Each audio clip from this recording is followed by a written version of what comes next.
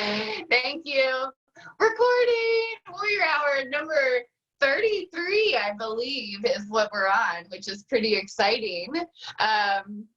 Yeah, and I was just telling a little story about living an island life and about how, yeah, you guys, I just think that there's a big difference when we have amazing days. I think that next day is very telling, right? Like, you can have these amazing days with your family, but how you respond the next day, I think, is really important too. Like, yes, I'm tired, but I'm here, right? And I'm still going to do the Rachel Hollis video, and I'm still going to have my meeting with Elika at 1 o'clock today, and I'm still going to get my reading in, get my messages in, and do my work today. And I don't dread it. Even though I had an amazing day yesterday with the family and it was the weekend, I don't dread Monday at all. Like, Monday doesn't even faze me. Sometimes I forget it's Monday a lot of times. I'm like, oh, it's Monday? Or like, it'll be Friday night and I'll be like working, you know, or like messaging, and Mike will be like, oh, it's Friday night. I'm like, oh, okay. You know, like, I don't live for the weekend anymore. I don't dread Monday anymore. And it's a really cool feeling, because I feel like I always used to do that, especially like when I was in college. It was like, I would always set my classes Monday through Thursday, which was awesome because communications classes at the time, so I could do Monday and Wednesday for 2 hours, or it was like a 4-hour class, but you would take 2 hours at a time. So it'd be like Monday and Wednesday or Tuesday and Thursday. That's how they would always do my classes. So I would never have to take classes on Friday. So when I was in college, you guys, by Thursday evening, I was drunk. And I was drunk until Sunday evening, right? Thursday night, Friday, Saturday, Sunday, and I would dread Monday every single time, because I probably didn't do my work over the weekend. So I'm probably scramming to do work on Sunday night. And then Monday came and I had class and I'm hungover and I had to go to class. And then I just would repeat the cycle all over again. Then it would be class Monday through Thursday. And then it was like, woohoo, it's the weekend, let's let it all go. And then it would get back to Monday and I'd be like, ah. And my depression, like, it wasn't even like depression to me. To me, it was just like, I just wasn't taking care of myself. You know, I was just a freaking roller coaster, up, down, and then adding in the alcohol, and I wasn't taking care of myself with my food, and then I wasn't drinking any water or eating any vegetables. I would literally just like take a tuna can and put it in thing and put a little mayonnaise in it and eat it with crackers and then like move on, you know? Like, that's how I ate when I was in college. It's like, because I wouldn't save money for alcohol, to be honest. And so it's cool to see myself now, though, 10 years from then, how much I've grown, how much I've changed, how much more serious I take myself than I did in college. I didn't take myself very serious for a long time. I actually used to visualize my life as a sitcom. I used to think my life was a joke. Like, truly. That's how I used to think about it. I had a girlfriend that I moved from college to Indianapolis with, and her and I literally fed off of each other's negativity. We fed off each other's crazy stories. We fed off each other's lifestyle. We would party all the time. We would call off work all the time. We would go out. Like, that's how I met Mike. You know, like, all of, right? Like, we would play volleyball on the weekends, and we would just drink, and that was our lifestyle, you guys. I lived for that weekend. And I just can't do it anymore. I just didn't want to do it anymore. You know, like, I was tired of living for the weekend. I was tired of getting drunk and then having to cure my hangover every time. And, you know, it always seemed like I was just going up and then down and then up and then down. I was just tired of it. Right? There has to become a point in your life where you're just tired of it, right? Like, you have to just say, like, I'm done doing this lifestyle. Like, I'm just done with that. And then you just start actively working. But didn't just change overnight. Like, I would say I was still a health coach up until the first of the year. I was still drinking. We still drank. We drank wine. I drank beer. We would go out, but then just at the first of the year, I was like, you know what? Mike and I just decided to stop drinking. And we haven't since then. We just haven't since January. And it's been a huge shift too, like in just the way we think about the weekend, or the way we think about the morning, or the way we think about Friday nights. Like, it's just changed, but it took time. Okay. It took time for me to get out of that college mindset. And then it took time for me to even get out of that partying mindset. But you guys, I really don't think that my life would be what it is had we not made those changes, and had we not just continued to push ourselves to go for the life we wanted and get rid of the things that weren't serving us, regardless of how hard it was, right? You just got to push that shit out. It's got to go. So you can, because you may have a good life. I'm serious. You guys may have a good life, but you have an extraordinary life. Like, is your relationship extraordinary with your family, or with your husband, or with your kids, or your mother-in-law? I don't know, whatever it is, wherever the issue is. Do you have an extraordinary relationship with them? Do you have an extraordinary relationship with yourself? Do you have extraordinary experiences around you? You may have good experiences, but I want you guys having extraordinary experiences, like over the top, where people hate you because of the experiences you're having. People hate me because of the experiences I'm having, right? Like, there are people that talk shit to me because I have an island life and it's not possible for everybody. Well, with that attitude, you're right. You're right. You would never make it down here, But I have an attitude of, regardless of how hard it is or how long it's going to take me, I'm staying here, or I'm going to make it work, or I'm going to make it happen. Or regardless of wherever I am, even if we move off this island, I'm having extraordinary experiences wherever I am, right? Like, that's where I want you guys to get, to where you don't have to apologize for your life, right? I don't apologize because I'm living on an island during quarantine. No, we worked really hard years ago to get here, and this is what we've deserved, because we busted our ass while everybody was out partying. And now we get to live on an island while everybody else is stuck in their homes, right? Like, do you guys see kind of how that can, like, change? Like, we've done all the work, so we get to enjoy it now, where other people are flocked. They didn't do the work. And so now they're stuck, miserable. Which one would you rather do? I'd rather do the hard work and have extraordinary experiences right now, right? So don't wish for it to be easy. Wish for life to be hard, and wish for better skills. Get better skills. Work on your coping. Work on your financial skills. Work on, whatever it is that you need to do skill-wise. Don't wish for it to be easier. Just become better, right? I know that sounds weird, but, like, don't wish for things to be easier. Step up and rise up to the occasion. Maybe that sounds a little bit better. Rise to the occasion. Oh, okay, that's going to be hard. Okay, I'm going to do it hard, right? Like, instead of being like, oh, that's too hard. Like, I could never live on an island. That life is way too hard. Well, you're right then. You could never live on an island because it's too hard for you. But for us, it's worth it. The hard work is worth it to have experiences like we did yesterday. So I just kind of want to remind you guys that, because it's seriously so worth it.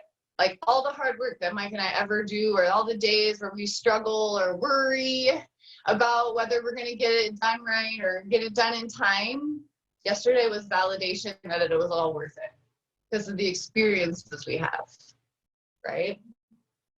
So when you're planning those dreams and writing down those goals, make them bigger. Go bigger. Bigger, bigger, bigger, bigger, bigger.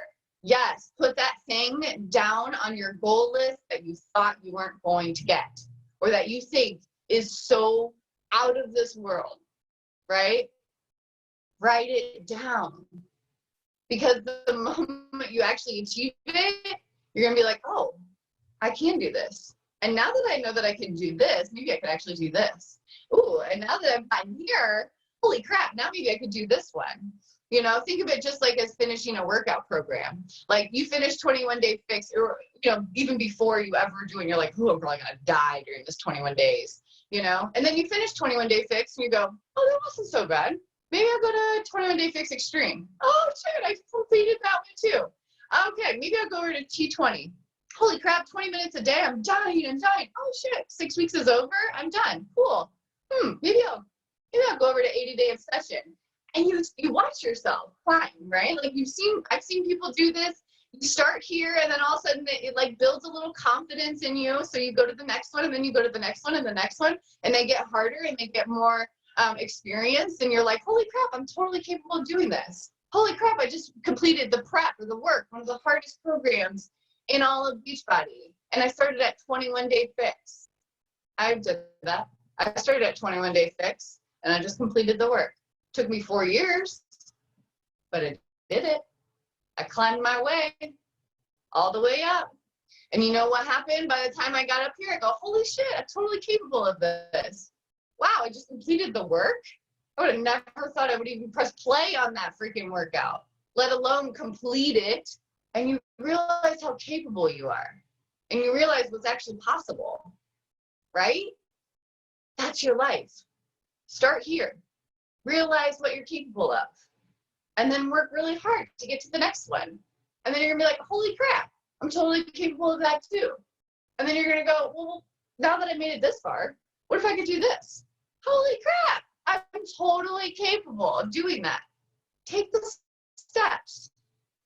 Okay, I didn't just go from living in an RV to like living on an island. It took time. It took all the crap in between. It took finding the right place, finding apartments, living here, pulling money from here, saving money here. Like there was a lot that goes into it, you know? It takes time and a lot of freaking hard work, but once you realize you're capable of it, you're capable of the hard work, it's not so scary. And your dreams are gonna get bigger, and your goals are gonna get bigger, and your life is gonna get better. And not just that good life, the extraordinary life that I want for all of you guys.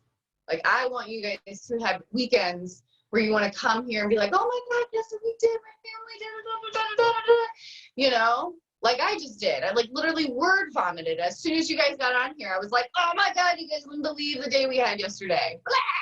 You know, and I just like instantly want to tell you guys, because I'm just like, this is an extraordinary life that I want to share with you guys. Not to brag, but to show you what's possible, right? To show you what's possible from an ordinary girl from freaking Ohio, Upper Sandusky, Ohio, you know, town population 5,000, graduated with 125 girls or guys, whatever, like went to Ohio University just like a lot of other people, but now here I am, and there's like this path, right? Like, and you can either choose to go this way or you can choose to go this way, and I went this way. And a lot of my friends and people I know went this way. And they're over there sitting in their mediocre lives, right? And I'm over here living this extraordinary life. And I'm not even done yet. To me, I'm just getting started. I am just getting started, you guys. You think you hate me now? Give me 10 years. You think you hate me now? Wait till I have a yacht with a freaking helicopter pad on it. Wait.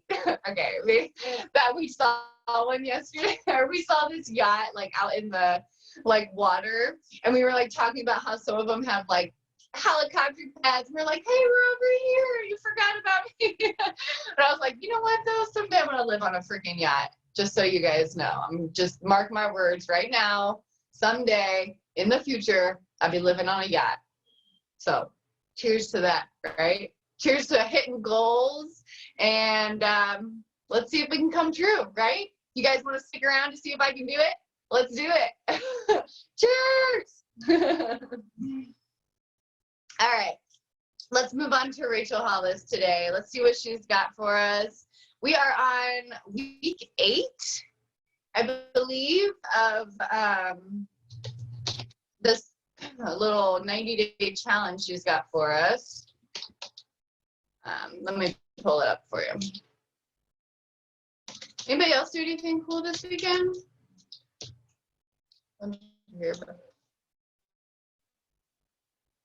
We went to the drive-in movie theater. Yeah. So, and then we went to what did you guys see? It was Mags's birthday. She turned 4. So we went and seen the Trolls. It was cute. And then we are camping camping at Mohegan next weekend. So we drove down there because it's like an hour and 20. So we drove down there just to make sure stuff was going to be open. So I'm excited about that. Tubing and stuff like that's going to be open for next weekend. So yeah, that's cool because it's outdoors too. So like that makes you feel good. You know what I mean? Like the like doing like inner tubing stuff because you're like, oh, it's free, you know, free air. That's what I think is like. To me, I'm like, if I'm gonna take my family to go do something, we're gonna do something like outdoorsy, you know, so I could be in like open air. Dude, the pool is closed. Huh? The Trolls movie is so cute. We rented it. Oh, I loved it. I was way more into it, I think, than my kids. Like, I was hooting and hollering, like, yeah, because it was about music. Like, oh, I loved it. Totally my jam. Yeah. We rented it last weekend. We rented it last weekend, and my husband fell asleep when we were watching it. We tried to make it just a fun little night for Trey. We popped popcorn, and we turned off all the lights and closed all the curtains and made it dark in our living room and turned it on. And Trey and I watched it. John fell asleep, and then when John woke up, he's like, well, I want to finish that. What happened? So here's my 35-year-old husband wanting to watch Trolls again. So I'm like, okay. We watched it again. We liked it, though. Mm-hmm. Yeah. And we went to Tiffin Drive-In. Somebody asked. So I know Ontario's is open, but we like Tiffin better, so we went there. You have to wear your mask if you want to go to the bathroom, and then you can order food and they'll bring it to your vehicle. But we didn't wear masks while we watched the movie and stuff, so. I couldn't imagine you needed to wear a mask like when you're just sitting in your own little car, you know? That was probably the trickiest thing at the beach, that I was actually really excited that nobody else was really there, is because trying to explain to Derek he can't go play with other kids. I was like, we're going to the beach, but you have to stay with us. Like, you can't run off and go with other people. You can't be like playing, or because he's totally a social butterfly, and like if he sees other kids, he's like, boom, kids, bye mom, you know. And I'm like, no, you got to stay here. That was probably the tricky, but thankfully there weren't any other kids or anybody that I think he wanted to play with. But did you ever run into that at the movie theater, Tennille? Like, did your kids ever want to like go off, or did they stay like with your vehicle? No, they kind of know, like they're used to it now. Like, I had my first babysitting girl last week come back, and Max is like, Mommy, I'm touching her. And I'm like, well, she's in our house. Like, it's okay. Like, they just don't get it. But at the movie theater, we were pretty far. We were about 6 feet away from vehicles. So, and we got there right when the movie started. We didn't go early. So, but that's hard too, because Derek's the only child. So like, he probably has more of an urge to play with others. Like, my kids have each other, so they play well with each other. But with Derek, that is hard. Yeah, it is. Because we've actually struggled with it on and off his whole life, because there have been times where like my sister has brought her kids down, and so they're like 10, I don't know, I think at the time they were like 9, 11, and 11 or something like that. And so we had taken them to the park with Derek, and they were all running around. And even though there were other kids at the park, Derek stayed with his cousins. And I was like, holy crap, he just follows Joshy and Alexis around. I was like, I've never known that before. Like, I'd never known the whole, like, follow the leader in the clan kind of thing. And I was just, like, so amazed by it, because I'm so used to the moment we go to the park, if there is another kid, I'm either having to play, I either have to run around on the playground, or if there's one kid, he will suck to them, and then it's like game over whether that kid wants to play or not. They got Derek. Like, and I'm like, all right, bye. I'm totally the mom that sits in the corner and nobody knows that, like, Derek is my child. Like, he just, like, absorbs into other families, and then people are like, whose kid is this? I'm like, oh, he's mine. Just, you can take him home. No, I'm just kidding. Like, but, yeah, I'm just like, that's true. Like, I think when you have multiple kids, like, it just, they kind of entertain each other. And, like, you can say, like, okay, you four need to stay right here. And then they have each other to kind of entertain. I could see that definitely being different. Yep. It's interesting. Oh, shit, I just clicked on. No. Oh, wait. All right. Well, that's cool. I saw that the drive-in movie theater was having, like, a comeback. That was pretty cool. I was like, way to go. Like, drive-in movie theaters hanging on strong for your comeback. Like, you know, I wish we had one down here. Maybe I should find one. Like, once they, so the barricades to the Florida Keys to Miami, it's supposed to lift on June 1st. So that's when people can start coming down here again. So maybe I can go up to Miami. They probably have a drive-in movie theater somewhere up there. I don't know if I want to go up to Miami, though. Oof. They're nasty up there right now. Okay, Real. what time we got?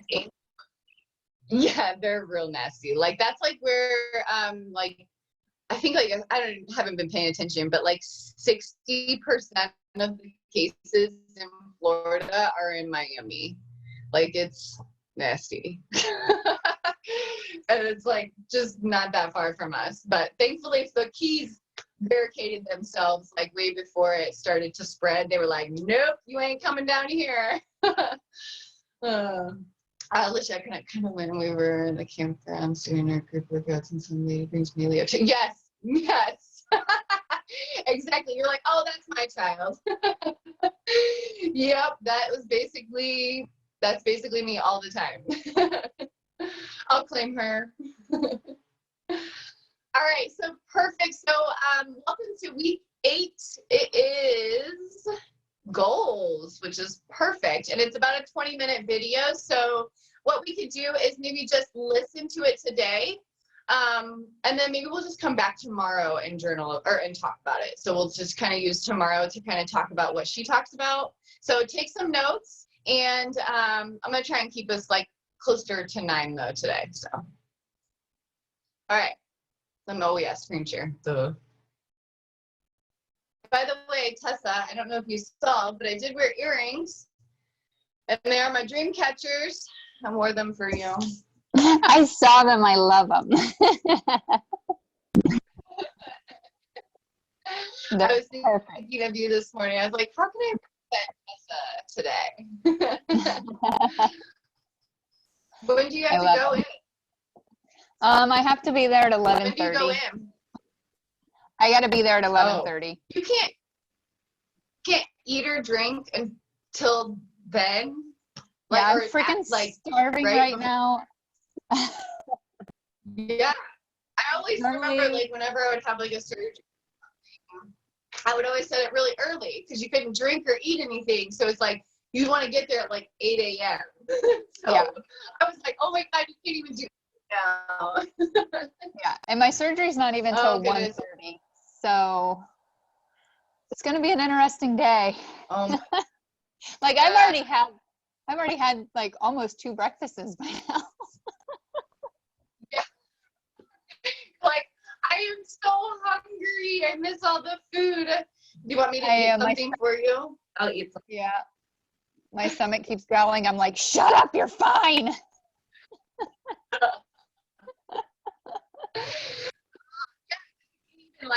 Like drink like a shit, you know. Sometimes I'll just drink like like an immunity shot or something like that to kind of like curb my little hunger pain sometimes, but you can't even do anything.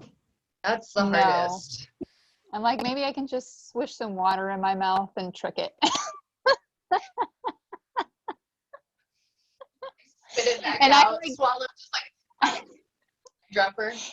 Yeah, I literally last night, like, so I couldn't have anything after midnight, so I stayed up and I drank my recharge at like 11:45. 11:59, you're taking the last sip. Yep, pretty much.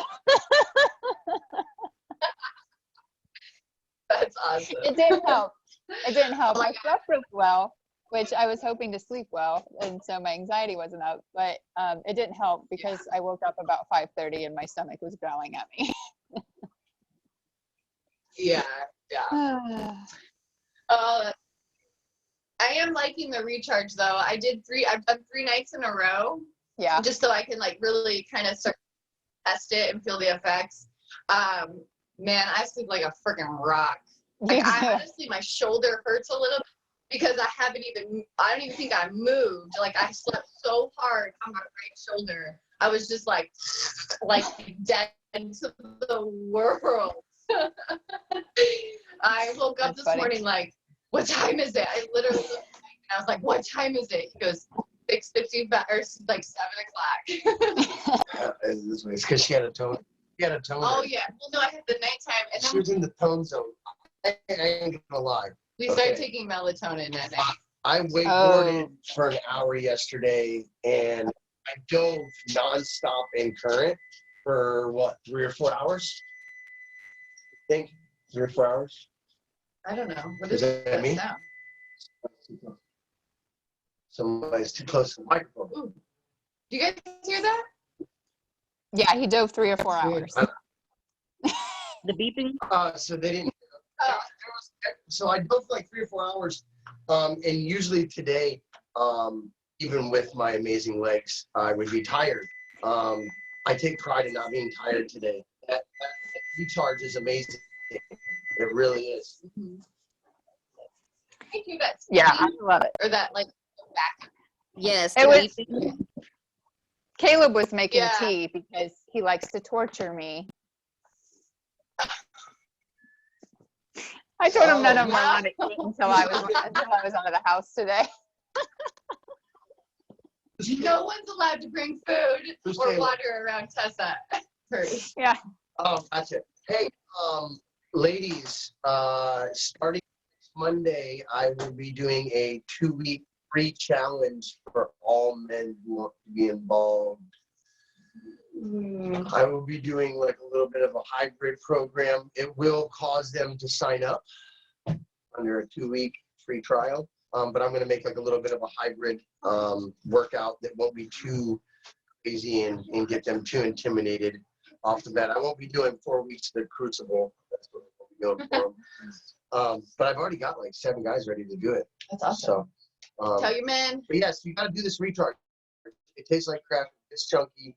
I don't like the taste there. I don't mind it. It's like if it tastes good, you know. So my recommendation is 10 ounces of like ice cold water. So I will like put my water in a cup with ice and I'll leave it set for about 10 minutes before I know I'm going to make my shake. But 10 ounces and like ice cold water and shake. And it doesn't get chunky then. And it tastes really good, actually. You can add cinnamon to it, too. I can see that. I did not see that. I just chug it and go. I just chug and go. Like a cat. But yeah, if you make it like really ice cold water and add a little bit more water than what it recommends, like instead of the 8 ounces, do like 10 ounces and then really shake it. Yeah, that's like my go-to. Yeah. I'm a guy in like That's too complicated. Moms or whoever. Chunky stuff going down the throat. It's not cool, man. It's just creepy. I'm like drinking it. I'm like, I'm way too close. That's for all this. Like, no. No. Some of you have had coffee. Shut up. You have been kicked off the call. It's good though. I really do. I walked out and got coffee today and I was like, wow. Yeah, I feel good. I feel amazing. Yeah. Not as like great as I should. But, yeah. Wow. I think we would have had some veggies last night instead of pizza. Oh. But yeah, I do love the recharge though. Like I love the way it's making me feel in the mornings. Like it is knocking me out. And then we started doing. We really want to focus on our sleep. That's something that Mike and I are really focusing on is like just getting good sleep. And so we've got good pillows. We finally got like Tempur-Pedic pillows. And then we started doing the recharge and then we started taking melatonin as well. I just want to be knocked out, right? Like I don't want to wake up. And so it's been going really well though. It's been good stuff. We're enjoying it. So Hey, recharge is a go. The melatonin for me after a prolonged time gave me like really funny, awkward dreams, like very vivid, weird dreams, just so you know. I actually had really weird dreams the first night and I was like, what was that? I was not ready for that. But then I started taking the recharge and the last 2 nights I haven't remember. I've been so out. I've just like, I don't even know if I dreamed. I mean, I probably did, but I was just so out of it, I didn't even know it. So maybe the combination is good. I might have crazy dreams, but at least I don't remember them maybe. But I'll keep you guys updated on that. I'm going to continue doing it. I want to do it for at least like 2 weeks straight is what I would really like to do. So I can really get a sense of if it's making a difference or not. So I'll let you guys know as I continue doing that. Alrighty, am I still screen sharing? Can you guys see this? Okay, let's press play. I'm glad it's only 20 minutes and we just talked for 45. Take notes and we'll talk about it tomorrow, okay? All right, here we go. Oh, ladies and gentlemen, hello. My name's Dave. I live here. Thanks for having me. Welcome to Goals Week in the next 90-day challenge. All week this week, we're going to talk about goals, the importance of goal setting and how goals can act as a vehicle to help you, get through the upside down times that we are experiencing in this quarantine, but also how goals and goal setting can be a very helpful thing in helping you get a step closer every day to the vision of your life that you'd hope to have unfold in the next 2 years, 10 years, 20 years worth of time, whatever that vision may be. So I thought I'd start by just having a quick conversation about why I believe goal setting is so stinking important, why it's worthy of us devoting an entire week's worth of time to this, our next 90 days week on goals. Goals just generally are an essential part of your development journey. They are an essential ingredient in your personal, your professional, your relational success. Right? Number one, the goals create a roadmap for what success can look like in your life. Right? There's a famous Zig Ziglar quote, if you aim at nothing, you'll hit it every time. Well, if you don't have a goal, then you're kind of wandering aimlessly. You're wandering hoping that you'll end up with the kind of life, the kind of success through quarantine, the kind of relationship, the kind of health that you'd like, without actually having gotten specific about what it is that you are aiming for in the first place, right? You've got to have a sense of where you're going, and you've got to, once you have a sense of where you're going, know what it's going to take to get there. And if you are able to define success and map what it's going to take to get there, then you actually give yourself that chance to enjoy that success. So number one, you got to have a roadmap to get to success, and goals are that roadmap. Number two, hope is not a strategy. We say that all the time around these parts, but the idea that you could hope to have the life that you'd like unfold, hope that you'd have the outcome of this quarantine unfold, without actually putting a vision of what you really want to have happen on paper, in a journal, in something that has you casting a vision for what it is that you specifically want to have happen. If you're just hoping that it's going to happen, man, you're leaving so many things to chance. And we've said hope is not a strategy for so long because us hoping that we're going to make good decisions about how we fuel our bodies, how we fuel our minds, how we pour into our relationship or take care of ourselves with self-care, man, life is too crazy, especially during these times, to hope that it's just going to happen.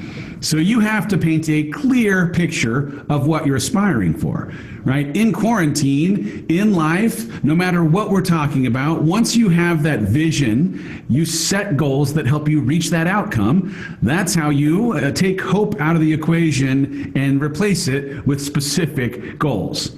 I mean, stay hopeful, but don't hope that your vision for the future or the way you want this quarantine to end up is just going to happen by chance. It's not. Number 3, growth starts from self-awareness. Growth starts from self-awareness. Dave, what does that have to do with goals? Well, goals give you a sense of where you're starting from and where you're going to.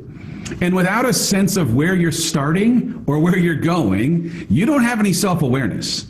And in the absence of being aware of where you are and where you're headed, man, you are not going to make the kind of progress that you'd hope for. So goals give you that opportunity to make some progress, in part because of you identifying where you are and where you want to go. Number 4, life is a series of trade-offs.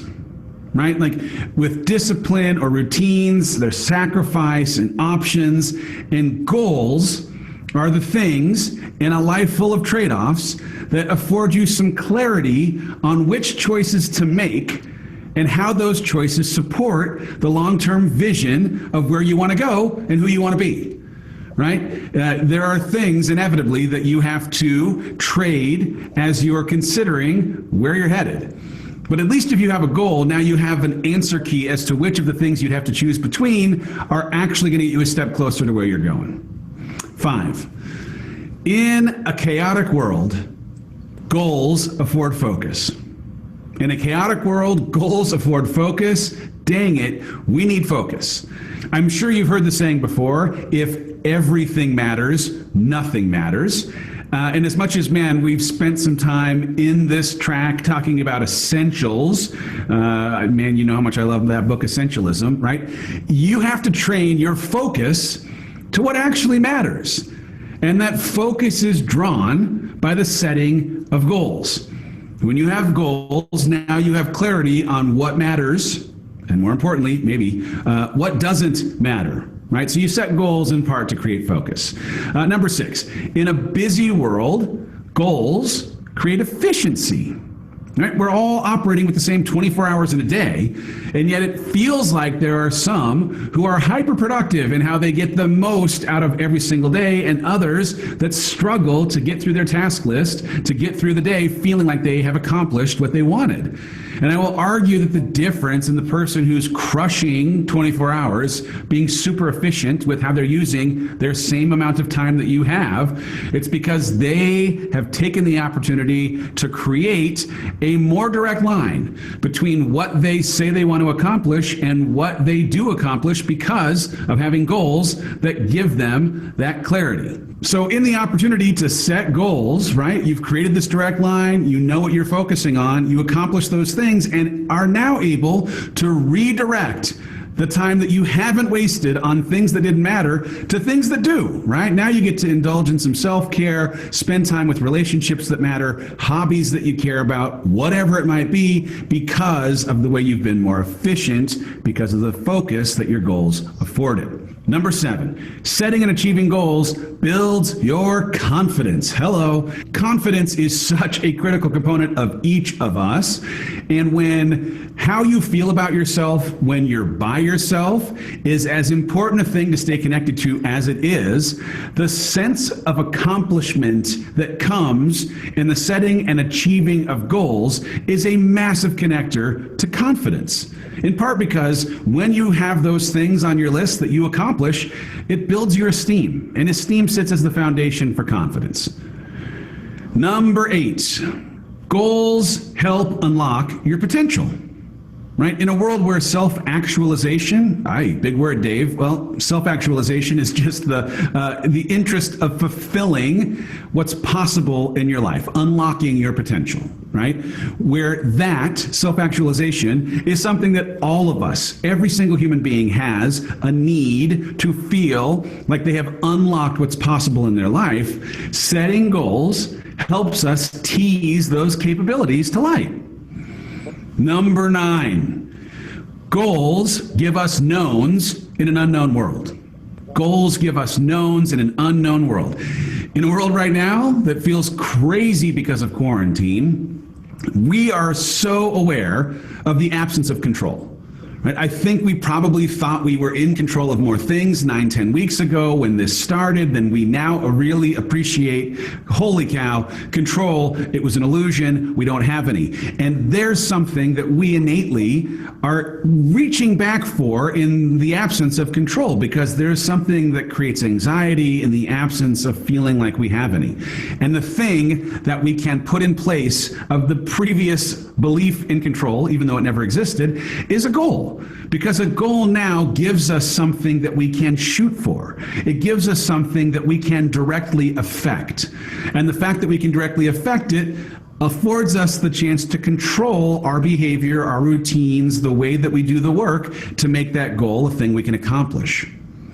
And number 10, goals allow us to become who we want to become. Another Zig Ziglar quote, what you get by achieving your goals is not as important as what you become by achieving your goals, right? Setting goals in the key areas of your life, like your health, right? Your mental health, your spiritual health, your physical health, your emotional health, right? How you think, how you believe, how you feel emotionally, right? How you connect with other people. So how you in relationship or how in social connection you feel part of community, or how you create security, right? How you think about your finances or professional. How you think about your health, your connection, and your security. It gives you a chance in setting goals across each of those dimensions to fully live into who you'd hope to be on this planet. I'm here for it. I hope you're here for it. So how the heck do you set goals that you can achieve? Well, I'll tell you what. I am going to go to my 5th graders' homework because I'm sure you've heard of this idea of SMART goals. But here we are in real time, in quarantine, homeschooling. I see this sheet. In fact, they are in real time talking about and teaching this idea of SMART goals. And so if you haven't heard of it before, fantastic. I'm going to give you the introduction to what it means to set SMART goals. And if you've already heard it, here's a refresher. These are things that help you create goals that actually matter, that you can actually achieve. Okay, SMART goals. What do I mean by SMART goals? Well, SMART is an acronym. It stands for specific, measurable, achievable, relevant, and time-bound. I just want to write that down for a second. What is it? Specific, measurable, achievable, relevant, time bound. I didn't know if he's going to go over them, so I wanted to write it down. All right, let's go step by step. When you're setting a goal, you want to be specific with the goal that you are setting. What do I mean specific? I mean, you have to get granular about what you want to accomplish. I would argue that the most effective goals are ones that you also know why you want to accomplish this. Because, man, in the journey to accomplishing the goal, on the days you don't feel like it, you're likely to have to connect more to the why than anything else. Why do you want to accomplish this goal? And how will you feel when you accomplish this goal? right? Because as much as, yes, there are, I'm sure, practical reasons why it makes sense, the feeling that you will actually experience in accomplishing the goal, again, may be a thing that you're going to need to stay connected to on the days when the headwinds of chasing this goal are a little stronger in your face. So the first thing is specific. You need to create specific goals. The second thing, that is 2 fingers, is measurable. You have to be able to measure your progress as you go. So the first question is, how are you going to measure your progress? Right? Like, you've just set now a very specific goal. How are you going to measure your progress? How will you know when you've made progress, and how will you know when you've accomplished the goal? So you have to get, again, specific in what you've set, and specific now in how you are going to measure and how you will know when you have made progress or accomplished the goal. The third piece is achievable, right? So how can this goal be accomplished? How will you do it? Right? You are a reporter asking all of the questions in the goal setting process. How can this goal be accomplished? What are the logical steps that you're going to need to take to actually achieve the goal that you have set out to achieve? Right? So, is it specific? How do you measure it? Is it achievable? And then next is the R, relevant. Is this a worthwhile goal? Does it matter, right? Does this goal fall in the list of things that you would say matters in your life, is relevant in your life, is essential in your life? Does achieving this goal match up with, marry to the personal values that you carry, or the relational values that you carry, the health values that you carry? Are you chasing this goal because it matters to you? Or are you chasing this goal because you think you ought to, because of it mattering to someone else? Right? So relevance is about, is it worthwhile? Do you have the necessary resources to accomplish this goal? Can you do it by yourself? Are you going to need help? Does it require some kind of finance? Does it require some kind of time? Does it require access to something that you have or don't have access to? Can you actually achieve it because of having the resources that are necessary to achieve it? And the bigger, best question when it comes to relevance is this goal in line with your long-term, your broader, big picture objectives? Right? Like, if you cast a vision of where you'd hope to be 10 years from now, then the goal that you're setting, any point inside of those 10 years, ought to be something that, as a building block to get you to where you're headed 10 years from now, acts as something that's an accomplice to reaching that bigger long-term goal. So is this short-term goal something that actually helps me achieve that long-term vision of where I'd hope to be, that long-term goal? And the last thing is time-bound. Now, this is one I will admit that Rachel and I have over time debated a bit when it comes to big dreams, big plans, big goals. Rachel will argue that she does not like to put time around them. I, for most of my shorter term goals, my smaller goals, absolutely have to have time, because time to me acts as some urgency that creates motivation in a world where I have to generate motivation because of time.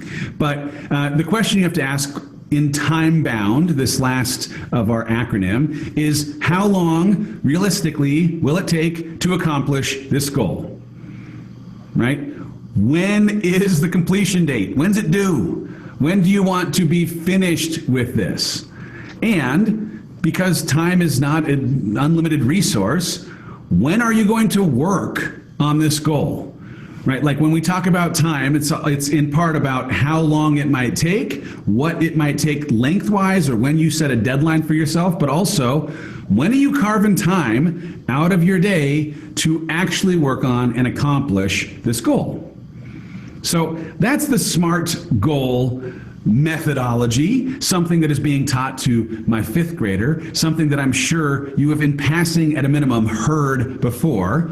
But as you think about the goals that you have for your life, I'm encourage you to consider how being specific and measuring the goal and making sure that it is achievable and how you will actually achieve it, that it's relevant in terms of it being something that matters to you and essential in your life, that it's consistent with your broader values, and how much time it will take and how you will allot time to accomplish it. Go into your pursuit of goals.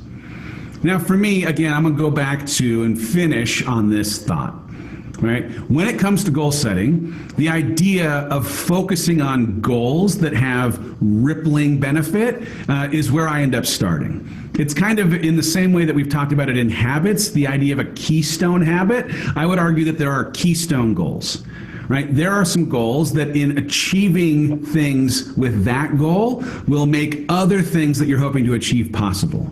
So I tend to focus on goals in health, right? In my mental health, in my spiritual health, my physical health and emotional health. What are some of the goals that I have, specific goals that I can reach for that would create some integrity, some consistency between who I'd hope to be and who I know myself to be when I'm by myself, right? When it comes to like safety, security, are there things around finances? Are there things around professional goals that I am considering all the time that are, again, helping me get to the long-term version of where I'd like to be? And then inside of the social connection space, what am I doing in my relationships or inside of my community to make sure that I am taking care of the things that are important? So my health, my connection to others, and my basic needs for security with my finances and my career, those are the places that I tend to focus almost all of my goal setting. Because if I can handle my health, the way that I connect with others, and the way that I take care of the things that afford me security, then almost every other thing that I am worried about or that I have aspiration for and how I'm trying to build who I'm becoming into being, they all fall into place when those other things as goals have clear vision. I know where I'm going. I know what I need to do. I know how long I have to get there. The rest falls into place. I hope this has been helpful this week. I'm encouraging you to spend some time thinking about how you hope to get through this quarantine. And if you can, spend a little bit of time building out some goals for how you'd hope to have your health, your connection to others, or some of your basics around your finances or professional life mapped out between now and 2 months, 5 months from now, however long this period that we're in ultimately ends up taking. It will give you that vision. It will give you that map. And in having afforded you a map, give you something to stay focused on with your energy and give you a sense of accomplishment as you achieve the little milestones along the way to help make the process of this process feel better. Thanks you all for being here. I appreciate you. We'll see you online. Make sure to listen to the Rise and Rise Together podcast this week. We're going to keep diving into this conversation around goals. Appreciate y'all. Awesome. Okay. I love that. But Beth, your students set SMART goals. That's so cute. I love that. Why didn't they ever do that for us when we were younger? Anybody else have a teacher that had them set goals? Like, I don't remember that. That's pretty cool. And I think teachers nowadays are kind of starting to understand that like there needs to be maybe a little bit more connection between like life and schoolwork, you know what I mean? Like I think that a lot of the teachers that I talk to, they really are trying to create more whole humans rather than just like, here's your math, here's your math, here's your math. It's like, how can we use this math in life, you know? So that's pretty cool that they do that. I love that. I love that you guys do that. And I can only imagine how, like, even just after Warrior Hour, like next year, how much your students are going to get. Does that make sense? Like how different of a teacher your kids are going to get next year. Like just because of all the growth and all the experience that you've had right now, like within quarantine, within lockdown, within becoming, you know, into Beachbody and start working on your health and your mindset, this is only going to benefit the kids, you know? That's our youth. And then imagine all the little minds that you get to like instill all these little things in and help them grow, and what kind of humans we can create for our future, rather than confused, angry adults. You know, maybe we can have enlightened and like goal setting adults here in like 20 years. Like that's the lifestyle that I would love for our kids to learn, is how to set goals, how to achieve goals, and how to celebrate your goals. And because you guys, that builds confidence. That was my favorite thing he said. So I was just talking about it right before we got on here, about completing a program, and then all of a sudden you realize, oh my God, I can do that. And then so you go to the next one and you go, oh my gosh, I can do that. It builds your confidence. When you set a goal to complete a program and you do it, you build your confidence. So then you move to the next one.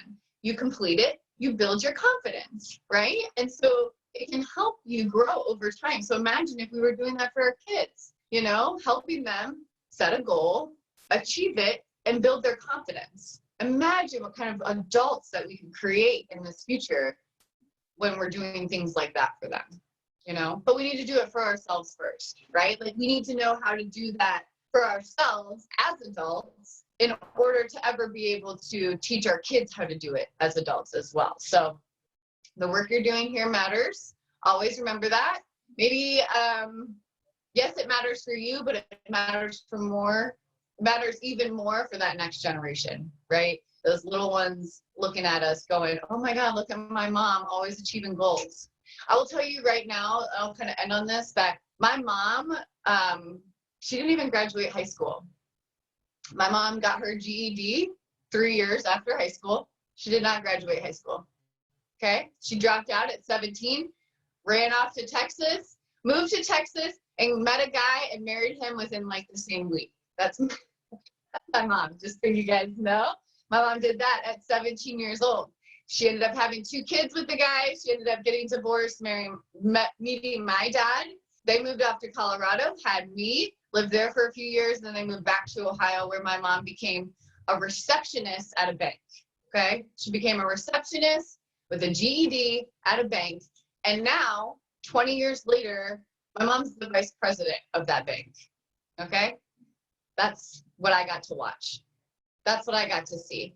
Was my mom become the secretary, who became the HR secretary, who then stepped up into HR, who then stepped up to executive HR, who then they created the vice president name just for her. They didn't even have a vice president at the bank. They made the name for her. That's the kind of example I had. I watched my mom set these goals and begin to achieve them. And I was like, look at her go.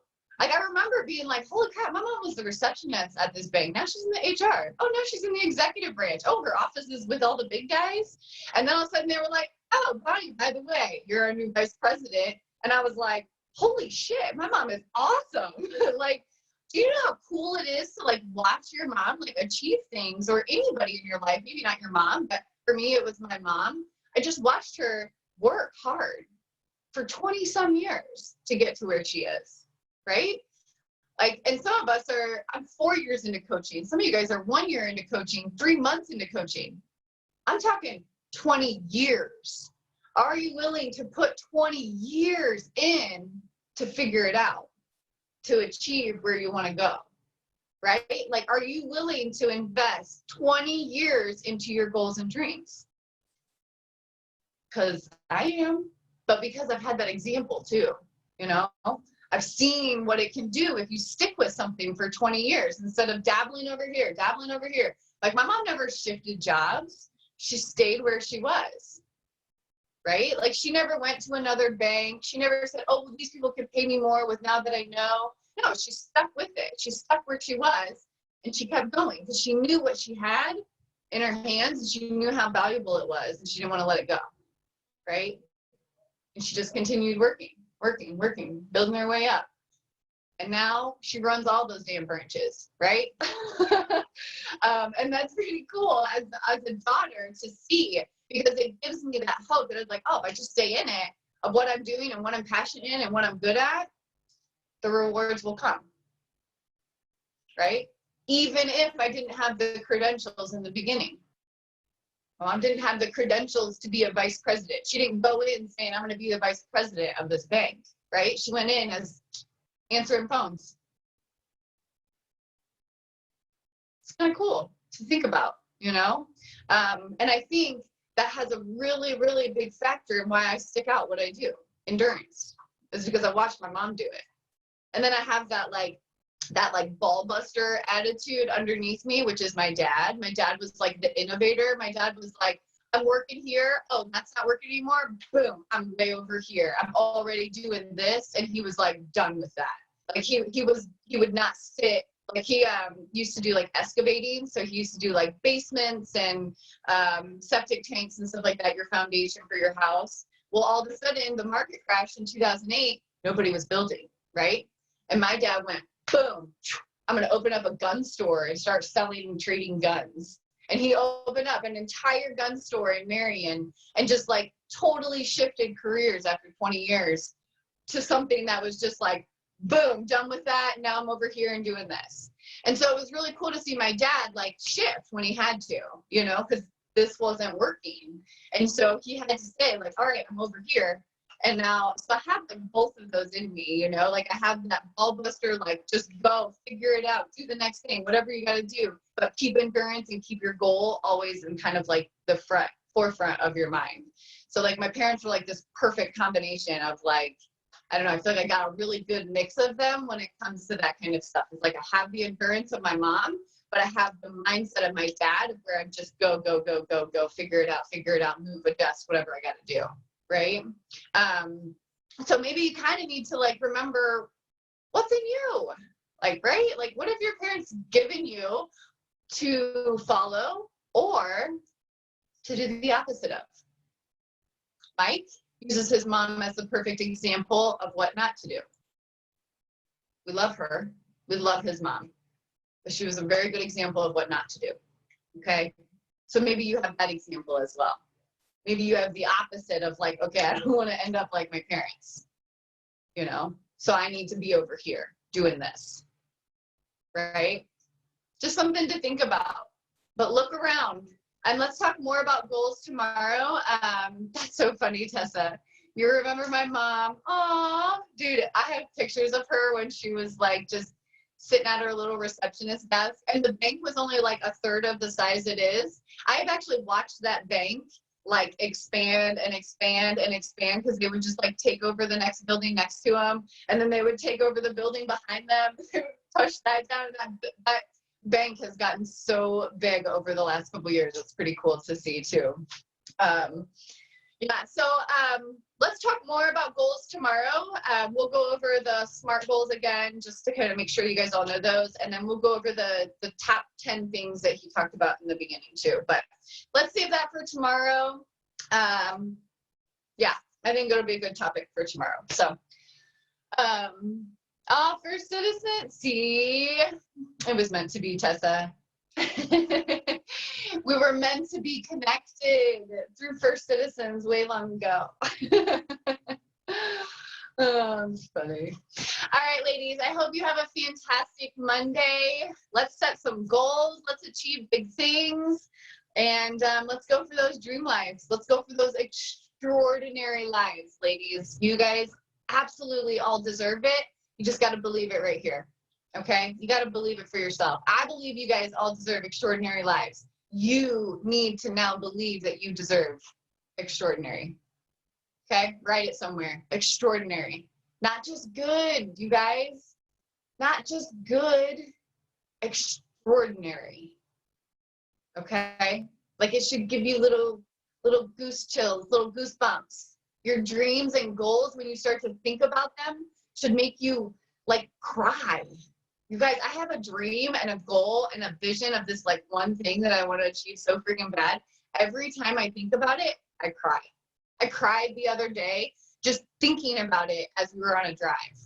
And I just like started crying. I was like, this is so stupid, I'm crying. But I can feel it, I can envision it so much. It's this one goal that I just can't wait to fucking achieve it. And I know I'm going to. And I just know that the moment I do, it's gonna feel so good. extraordinary, not even just good. You guys, it's going to be extraordinary, right? You got to have a goal like that on your list. Okay. And it's not even, it's like literally my goal is just to be on the main stage at Summit, to like be recognized at some point on the main stage at Summit, right? It's silly, but it's, ooh, I feel it. Okay. Get goals like that. Get goals that make you get so antsy, right? Like something that pulls you forward no matter what. Okay? All right, ladies, I'm going to end on that. I hope you guys have a fantastic day. I will see you guys tomorrow, okay? And All right. sending all the love to Bye. Tessa. Healing vibes. Yes, Tessa, big heart. We love you. We're thinking about you. Let us know, okay? How everything goes. Or tell Jeremy maybe to like message me. I told Jeremy, he'll have my phone, so I told him he's responsible for letting everybody know. Perfect. So he'll let everybody know. I'll message him. I'll message like tonight or something and check, see how you are. Okay, sounds good. Okay. Bye, ladies. Love you. Love you. Bye.